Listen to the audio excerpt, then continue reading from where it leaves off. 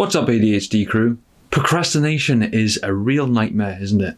People with ADHD often have a really difficult time overcoming procrastination, and we get sidetracked and have difficulty focusing on things that need to get done on a regular basis. With ADHD, it's kind of like having an interest-based central nervous system. And of course, if something is not immediately gratifying to you, it's going to be pretty difficult to stay on task and not put it off. So I just want to present a few little changes that you could possibly make. Not guaranteed to work, but I think it'll help increase the chances of you actually getting better at this, which is all about practice at the end of the day. A big culprit of procrastination is task intimidation. In the back of our minds, we know that it's going to be difficult to achieve, and we're intimidated by that. So we tend to put it off because we know deep down that we're going to have a hard time persistently sticking with this task and focusing continuously. I like to call this perfection paralysis. In our minds, we want to do something really well, but if we can't envision ourselves doing it correctly and consistently, we often just sweep it under the carpet and write it off as something that we can't really achieve. Whereas if we just practice some basic routines and habits, we might actually be able to get there, and in turn that will feed our motivation and make us realize that we can do things without procrastinating if we put these things into place more often. So I think when it comes to perfection paralysis and task intimidation, we need to find ways to reduce that feeling of dread. It's kind of like ignoring the elephant in the room, right? Instead of fixating on the end goal, we want to make mini goals the main goal. If we can ignore the bigger picture for now and just hyper-focus on the building blocks of the task, it makes it a lot easier to get things done. And when we zoom out, over time, we'll see that we've actually persistently done these mini tasks to reach the big goals. Another reason I find procrastination is an issue is because things aren't that accessible. If things are a bit difficult or challenging to get started with, or things are too cluttered and disorganized, that's another reason why we'll put it off. So this is why I will say that you've got to alter or change your environment so that it's very calming to the mind. The more clean and organized that your environment is, the easier you'll find it to apply yourself because you'll simply have less distractions around you.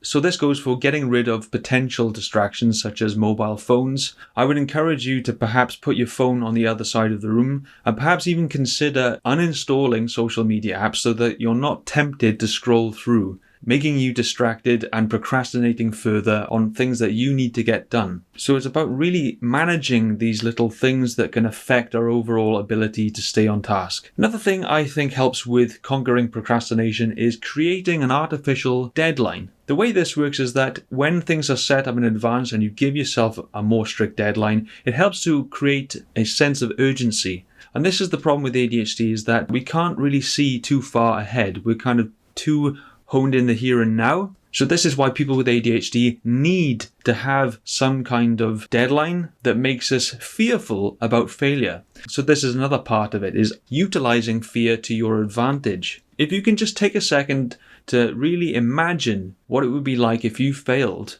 because you procrastinated, you can use that negative feeling to your advantage by saying, okay, well, I don't want that to happen. So that motivates you more to actually do a little bit of work now so that you can prevent that outcome. So really it's about reframing the outcome. If you can think to yourself about a positive outcome where you feel really accomplished and you feel proud of yourself just for doing even a small thing, it's a much better way of going about things. So it's really about your mindset.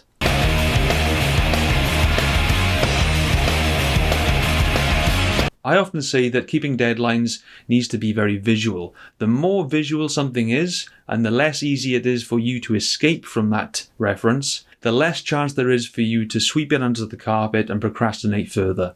So when I say visual, this could be posters in your workstation. It could be things set up in advance on a calendar, whether it's a calendar on your computer, or it's written on a whiteboard or on a piece of paper that you've made yourself, and you can look up at it and you can see it regularly. That feeds into that sense of accomplishment.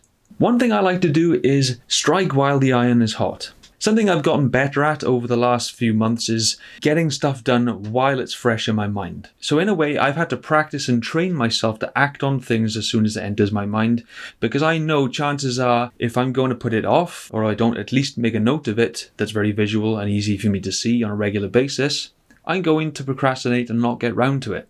So ask yourself, what's the worst that could happen if you just do it now?